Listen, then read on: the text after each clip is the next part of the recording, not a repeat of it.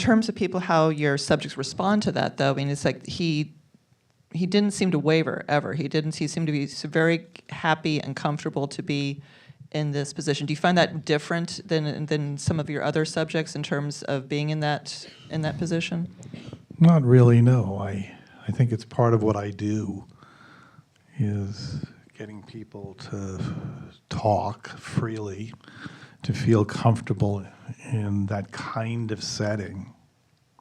Let me ask you some questions, because this is an opportunity for me to learn something here. People have said that they felt that I was not hard enough on Rumsfeld. What do you think? I think actually it was a difficult position to be in, because this is somebody who kept deflecting any kind of responsibility in anything that you presented, and had absolutely no problem looking back at you and with that kind of shark grin and just waiting. So I don't really know what else you could have done. It was somebody who would, I mean, as you said, there was no, as you've kind of said, there's no there. I'm not really sure if there's something that there was more to probe into. Maybe it's like, would it be more dramatically satisfying if we saw him crack? But I don't think that's the kind of person that he is.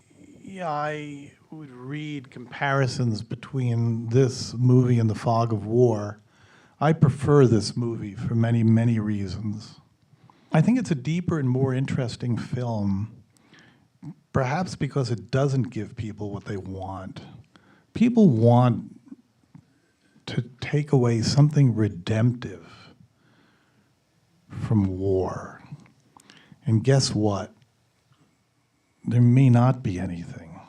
I remember during the early distribution of The Fog of War, people would ask me, well, did you get him to confess? Did you get him to apologize? And I would remind them that I like to think a nice Jewish boy from Long Island, not a Catholic priest. I'm not particularly interested in hearing confession, but I am interested in capturing something of the personalities of the people that I am profiling. My wife calls McNamara the Flying Dutchman, the man who travels the world looking for redemption and not finding it, tortured.